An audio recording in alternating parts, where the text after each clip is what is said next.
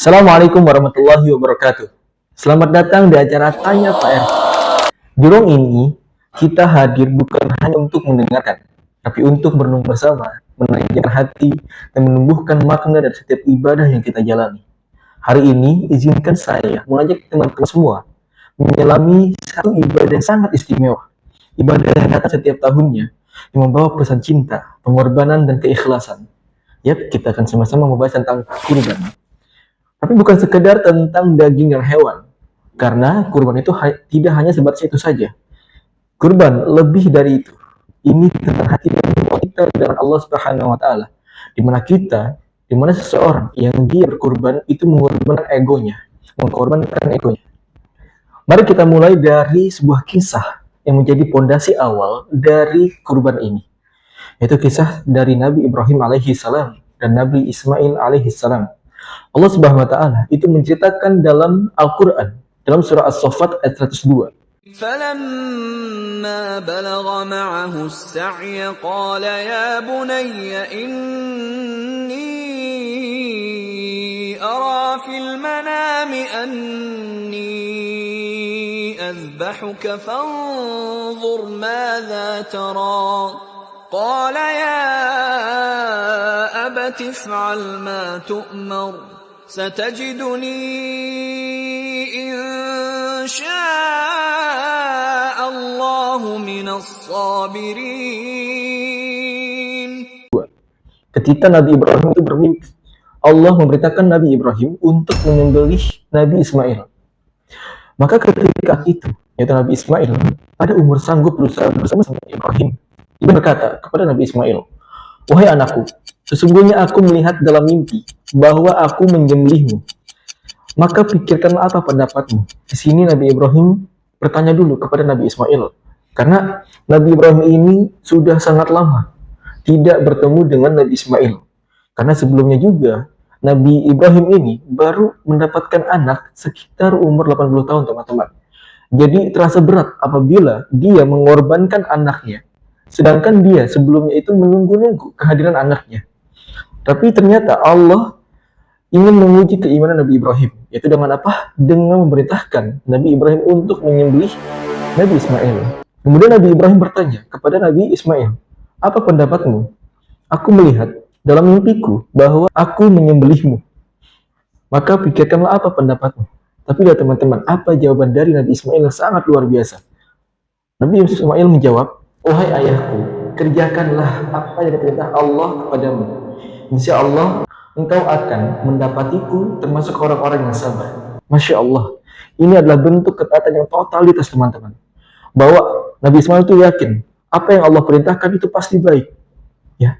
Dan kalau misalnya Nabi Ibrahim itu melaksanakan apa yang diperintahkan olehnya untuk menyembelih Nabi Ismail, maka inilah bentuk ketaatannya yang sangat totalitas, ya, yang sangat luar biasa. Jadi teman-teman, bahwa kurban itu bukan hanya sekedar daging saja, bukan sekedar tentang daging saja.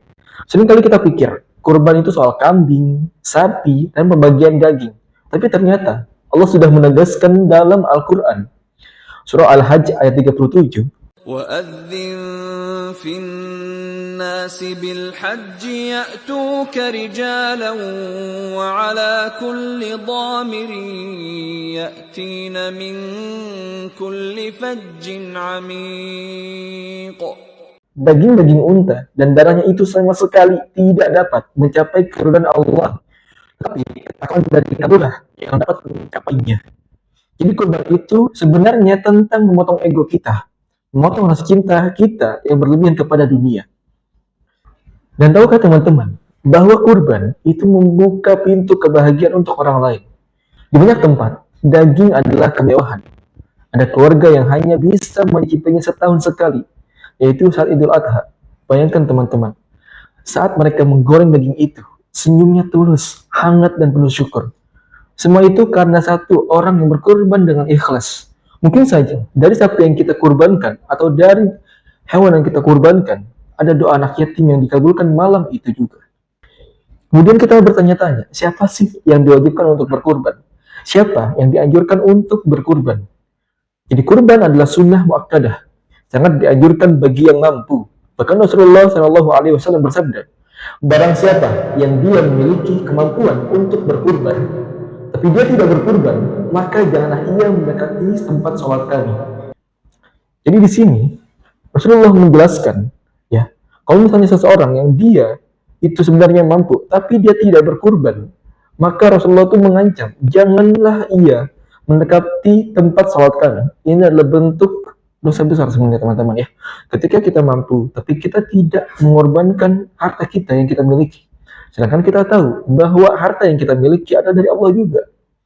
Dan kita berkurban itu juga di jalan Allah, ibadah kepada Allah Subhanahu wa taala, bentuk ibadah kita. Jadi ini bukan soal boleh atau tidaknya, tapi soal apakah kita termasuk orang yang mampu namun kita lalai. Lalu bagaimana kalau misalnya kita belum mampu untuk berkurban? Tenang, kurban bukan hanya tentang punya uang besar sekarang juga. Tapi kita bisa siasati dengan apa? Dengan menabung dari jauh hari. Kita tabung sehari, ya sedikit demi sedikit. Ya, kemudian bisa kita ikut program kurban kolektif. Jadi kita berkurban bersama orang lain sehingga kita patungan di sini ya. Kemudian niatkan sungguh-sungguh jika Allah beri kita rezeki. Dan tentu saja berkurban dalam bentuk yang lain juga, seperti tenaga, waktu, bahkan rasa. Jadi ketika kita sudah Allah mampukan untuk berkurban, maka kita harus memberikan kurban yang terbaik. Karena Rasulullah SAW itu bersabda, sebaik-baik kurban adalah yang paling gemuk dan yang paling mahal. Hadis riwayat Ahmad. Karena cinta selalu memberikan yang terbaik, bukan sisa, bukan seadanya. Jadi ketika Allah memberikan kita kemampuan untuk berkurban, maka jangan sampai kita berkurban dengan kambing yang kecil atau dengan sapi yang kecil, tapi kita berikan yang terbaik. Kita berikan domba yang besar, yang gemuk, yang sehat, ya. Sehingga apa? Sehingga banyak orang-orang yang dapat memakannya nanti, ya. Sehingga dapat memanfaatkannya dengan baik. Karena apa? Karena domba, sapi atau kambing yang kita kurbankan adalah yang terbaik yang kita berikan kepada Allah Subhanahu wa taala. Sekarang mari kita tanya diri masing-masing. Sudahkah aku menyiapkan kurban tahun ini ataukah belum? Apakah yang aku beri adalah yang terbaik atau justru sebaliknya? Atau kurban hanya jadi rutinitas tanpa sebuah makna? Jangan sampai kurban kita seperti formalitas. Karena Allah tak melihat seberapa besar hewan yang kita kurbankan, tapi seberapa besar keikhlasan kita saat berkurban. Jadi hal yang sia-sia apabila kita berkurban dengan hewan yang besar, dengan hewan yang gemuk, dengan hewan yang sehat, tapi ternyata dalam hati kita tuh masih kurang ikhlas. Tapi ternyata kita masih ingin mendapat kedudukan di sisi makhluk. Maka ini harus kita hindari teman-teman. Ada sebuah kisah menarik tentang kurban, yaitu di mana kurban ini dapat mengubah hidup seseorang. Jadi ada seorang pemuda, hidupnya dia tuh pas-pasan, ya, buat jajan itu susah, buat makan itu mungkin hanya makanan yang murah. Tapi tiap harinya ia sisihkan uangnya dari uang jajannya. Untuk apa? Untuk menabung teman-teman. Dan tabungan ini nanti akan dia gunakan untuk berkurban. Kemudian setelah 2 tahun lamanya, sampai akhirnya cukup untuk beli 1 kambing yang kecil, karena sesuai dengan kemampuannya. Saat kambing itu disembelih, air matanya menetes teman-teman. Dan ia berkata, saya ini nggak punya uang yang banyak, tapi saya tahu, saya ingin Allah tahu bahwa saya itu serius mencintai Allah Subhanahu wa taala. Masya Allah, ini adalah bentuk pembuktian cinta seseorang ketika dia mencintai Allah Subhanahu wa taala. Itu dengan apa? Dengan berkurban, teman-teman. Idul Adha adalah momentum perubahan, momentum mendekatkan hati kita kepada Allah Subhanahu wa taala. Berkurbanlah dengan harta, dengan jiwa, dengan rasa. Jika mampu, berikanlah yang terbaik. Jika belum, maka niatkan dan usahakan agar nanti Allah mampukan kita untuk berkurban nantinya. Karena Allah lebih melihat usaha dan ketulusan, bukan hanya sekedar hasil. Terima kasih sudah membersamai kami di Tanya PRT. Semoga setiap pengorbanan kita, sekecil apapun, dicatat sebagai cinta kita kepada Allah Subhanahu wa taala. Wassalamualaikum warahmatullahi wabarakatuh.